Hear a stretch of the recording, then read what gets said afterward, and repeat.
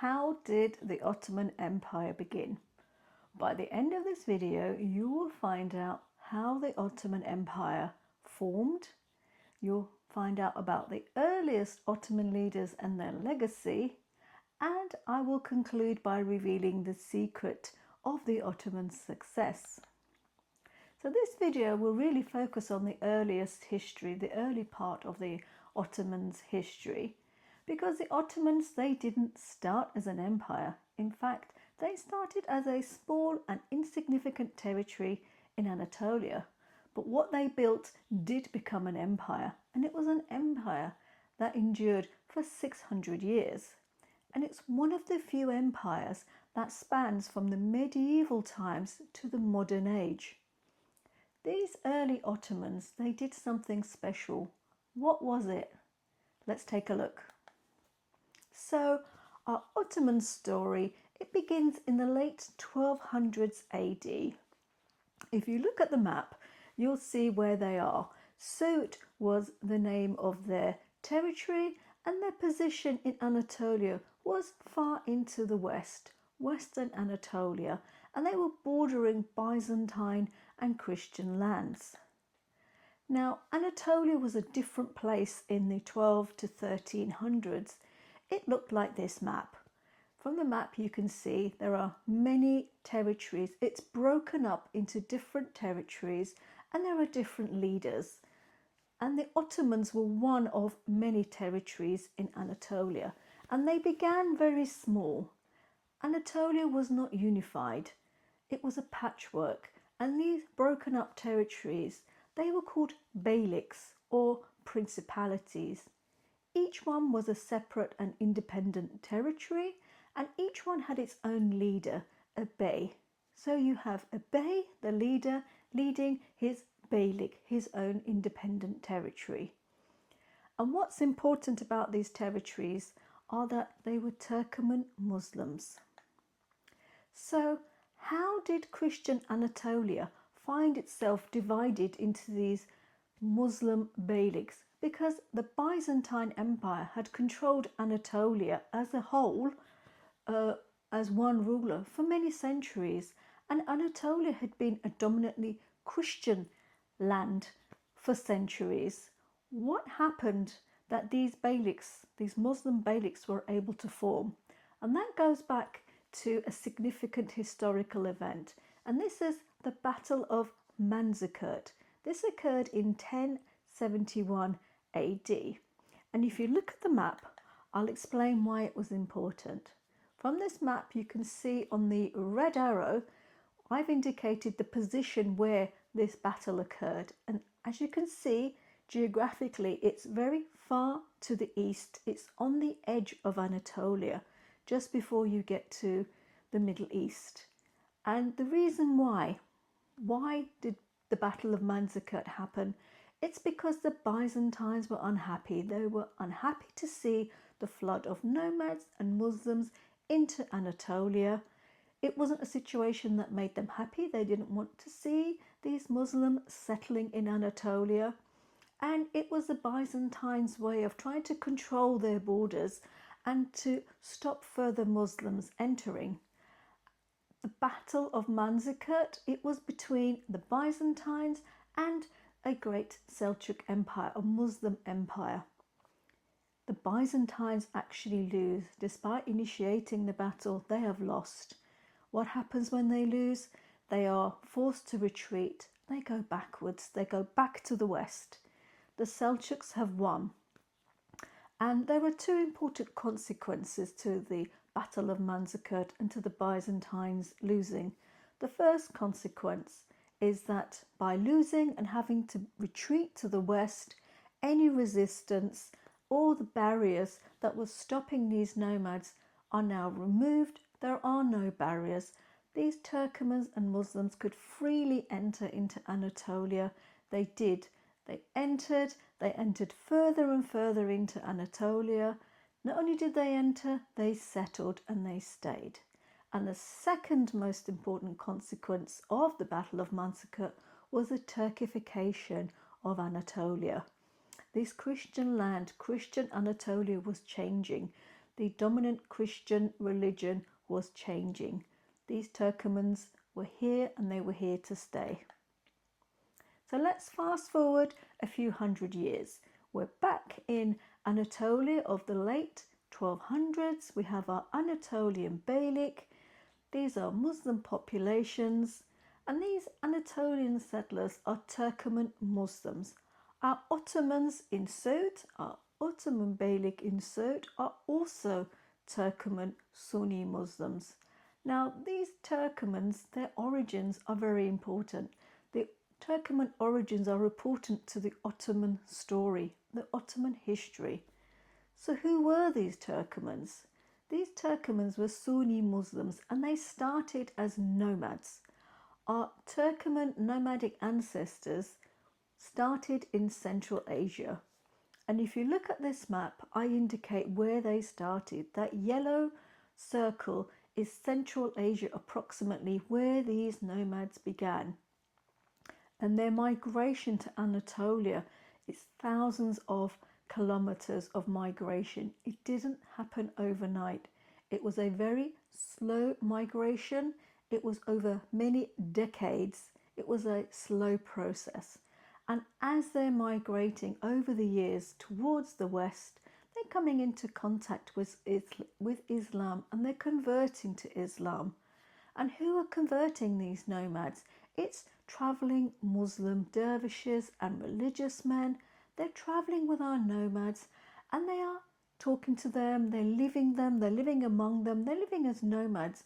And over time, again, this slow process, they are converting our nomads to Islam, because our nomad, their original religion, they didn't really have a religion, it was more spiritual. So our nomads are now converted to Sufi Islam, and Sufi Islam really suited the nomadic culture. The nomadic way of life in Central Asia involved a lot of raiding and plundering. This was the lifestyle of these nomads in Central Asia. And the Islam that they're adopting as they're migrating is very suited to their raiding and plundering, because the raiding and plundering now has a religious purpose, and that purpose is Gaza. Gaza is the act of spreading Islam, and our nomads are warriors. They are now Ghazi warriors undertaking the spread of Islam. So we return back to our Ottomans. These were the ancestors. Our Turkoman Ottomans are now settled in Suud. They're Turkoman, they're Sunni, and they are one among many Muslim beyliks in Anatolia. The Ottomans actually at this point in the late 1200s AD are very small. They're one of the small and insignificant beyliks in Anatolia.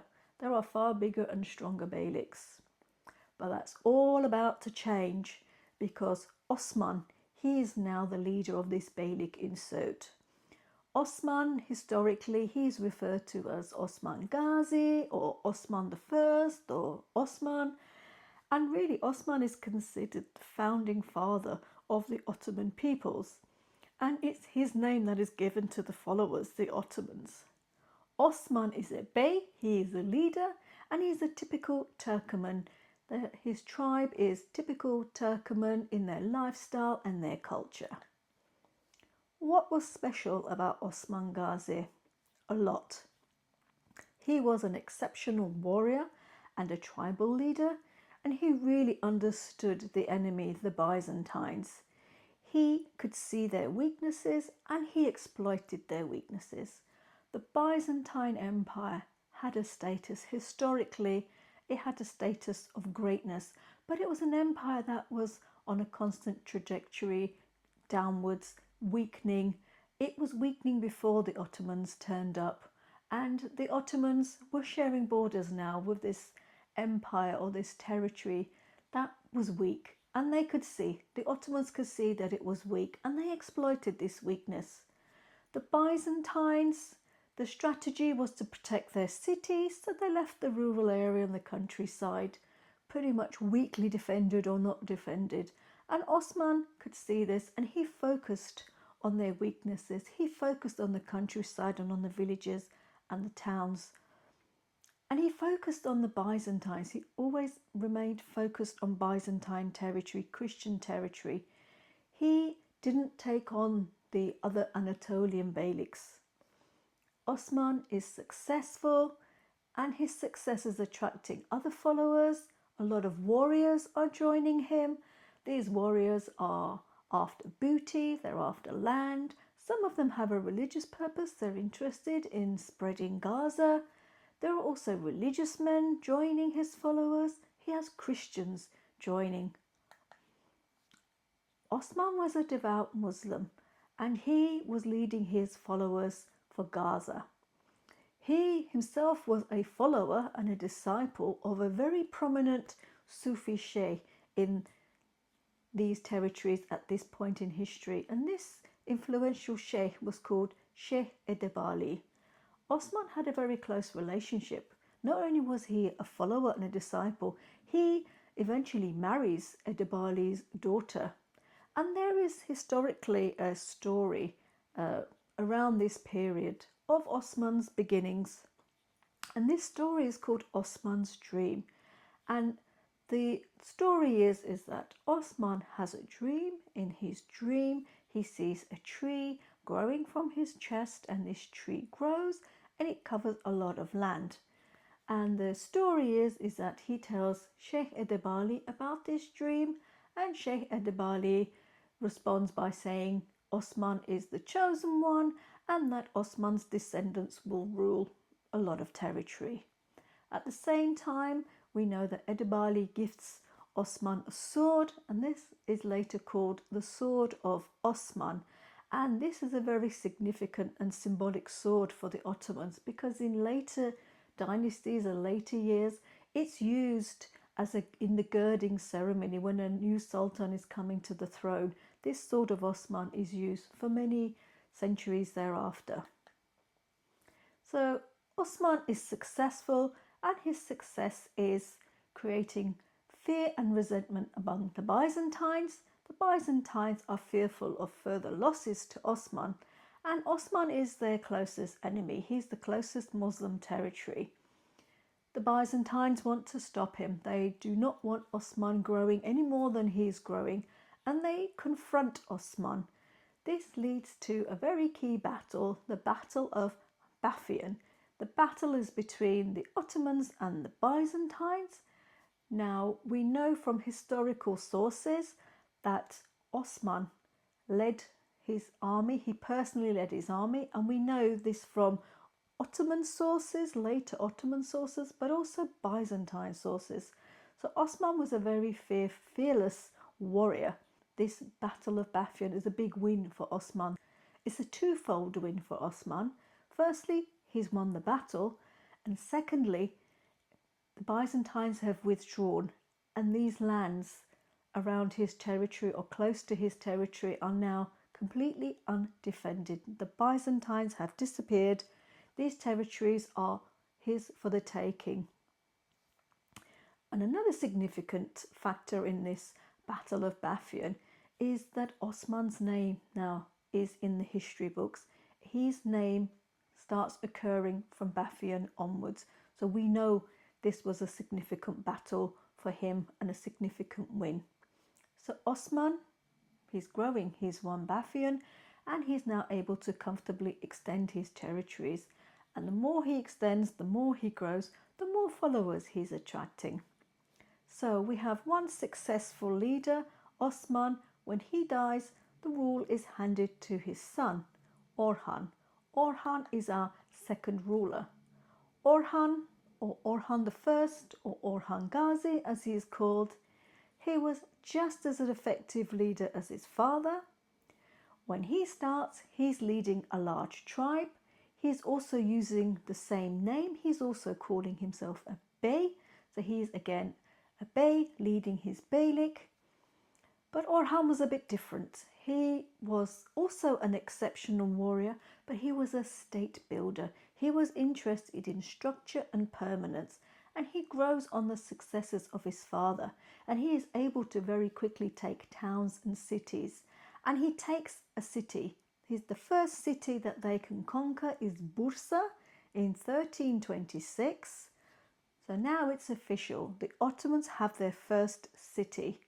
So the Ottomans have shifted from a beylik to a state, and a functioning state. Orhan wastes no time. He quickly settles in Bursa. He mints the first Ottoman coins. He puts into place governance and institutions of rule. He introduces laws, law courts, tax collection, and importantly, he introduces the first paid standing army. So he has soldiers on call. And he turns Bursa into a flourishing city. Soon after Bursa, he takes two more cities, Nicaea and Nicomedia. So Orhan has conquered 3 cities in approximately 13 years of coming into power. So the Ottomans and the Byzantines never really saw eye to eye, but funny enough, despite being enemies, they also have a relationship with each other. They collaborate and they work together when it suits them. And we know that the Byzantines hired mercenary soldiers. They hired the Ottomans when they needed them, when they needed the extra military strength. And it's one of these incidents, it's during a Byzantine struggle for the throne, that Orhan and his Ottoman soldiers are recruited to help the Byzantines. So the Ottomans find themselves in Gallipoli. They're in Gallipoli and they're there to support one of the Byzantines fight for the Byzantine throne. While the Ottomans are there, there is an earthquake. Following this earthquake, the Byzantine soldiers have fled and the Ottomans find themselves alone in Gallipoli, and they take this opportunity. No, they are there, they decide to remain, they keep and they take and they settle in Gallipoli. It becomes another city in the Ottoman territory and they quickly settle it. They quickly bring their citizens, they settle and they're not leaving. So Ottomans have their 4th city, Gallipoli. Now Gallipoli is significant, not just because it's a city, it's significant because it's the first Ottoman city in European land. Gallipoli is on the European peninsula, it's on European land. And the Ottomans are the only Muslim beylik on European land. In fact, they remain the only Muslim beylik to ever have European territory. The other Anatolian beyliks never achieved this. And the Ottomans, they see Gallipoli as an opportunity. Gallipoli for them is a launch pad for further extension into Europe, and that does happen. So we have our next leader now. Orhan passes the throne to his son, Murat I. He is Orhan's son and the 3rd Ottoman leader. What do we know about Murat I? History tells us that he was very disciplined and serious. He liked order and hierarchy, but more significantly, he is remembered as the leader who makes the imperial leap, and he introduced very significant military and administrative systems. These structures that Murat I puts into place in his empire serves the Ottomans for many centuries. They only tinker with these. These systems are very important for the Ottomans later. It helps with their conquests and it helps maintain their conquests.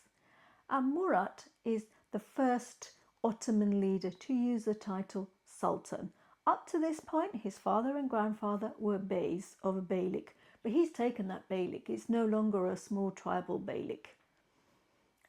One of the first actions that Murat undertakes, he takes more territory in Europe. He conquers a city called Adrianople. And he calls it Edirne. And he moves the Ottoman capital from Bursa to Edirne. Edirne is now the primary city for the Ottomans. And if you look at the map that I attach, you can see where they started in Suud and the direction, the geographical position of Edirne. Edirne is firmly in European territory. So not only have the Ottomans entered Europe, they now have a capital city. They are settling. They have a city there. So the direction, you can see from the red arrow, the direction of travel of the Ottomans is towards the west. They're going in a westwardly direction. And this is a bold move by Murat because Edirne shares borders with the Balkans, and the Balkans are hostile neighbours. They are hostile to the Ottomans, but the Balkans are fragmented. They weren't the countries that we have today. There were many small leaders and princes, so they were not one big opposition for the Ottomans. And placing his capital city in Edirne, Murat it's a statement. He's giving a statement to the world, and it's a statement of his ambitions and his intentions, because during his reign he does move further. He moves beyond Edirne, and he takes other territory in the Balkans: Maritza, Sofia, Nice, Macedonia.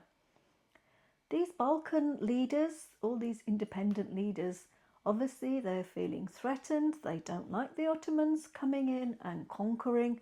They pull together a coalition, and we have what's called the Battle of Kosovo. There is a battle, there's a confrontation between the Ottomans and the coalition in the Balkans. This Battle of Kosovo is in 1389 AD, and it's a very significant and important battle because it's still talked about in the Balkans today. The battle was between the Ottomans and the coalition force, and it's remembered because they lost. The Ottomans do win. Murat, he does die on the battlefield, but the Ottomans win. The Ottomans have won. They lose their sultan, but they do win, and they take Kosovo. And Kosovo historically remains in Ottoman hands for centuries. So let's look at the secret to the Ottoman success. What was the secret to their success? We could put it under 4 categories. Firstly, we have geography. Suit and their beylik was in a very advantageous position. They were to the west, and they were sharing borders with the weak Byzantines, weak and further weakening Byzantine enemies. They positioned themselves in Edirne, their second city, on the borders of the Balkans, and again their neighbours are hostile, but they're fragmented. There's not one strong leader that can stand up to the Ottomans. The second aspect of their success is military strategy. They applied a military strategy. The Ottomans chose their enemies. They picked who they were having a fight with. They didn't fight with the Anatolian beyliks. The Anatolian beyliks were big and they were strong. And if you notice, they skip Constantinople. So from Suud to Bursa to Edirne, you still got Constantinople. They didn't attack Constantinople because it was very heavily fortified, heavily protected. It was where the Byzantines were concentrated. They chose their enemies. They skipped Constantinople off to Edirne and into the Balkans thereafter. The third special secret was their exceptional leaders. Their leaders were exceptional warriors, but they were also leaders with strong leadership skills.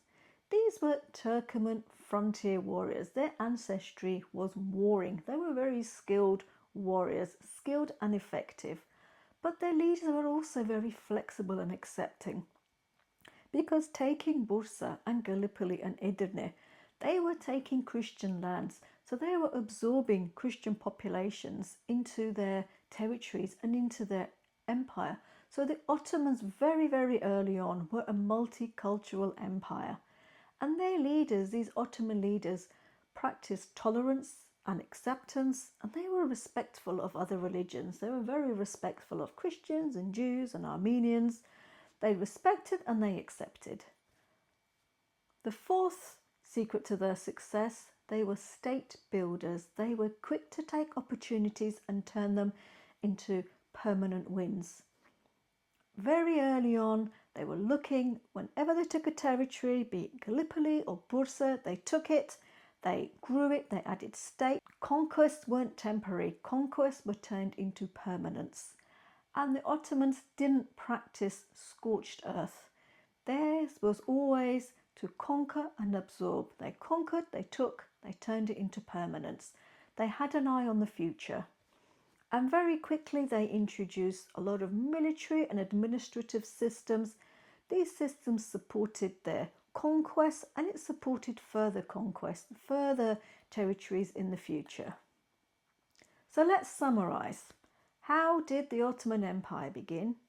Our Ottoman Empire begins with our Turkomans from the Central Asian steppes coming, and they're settling in Anatolia. They're settled, they're in their beylik, and we have our leaders.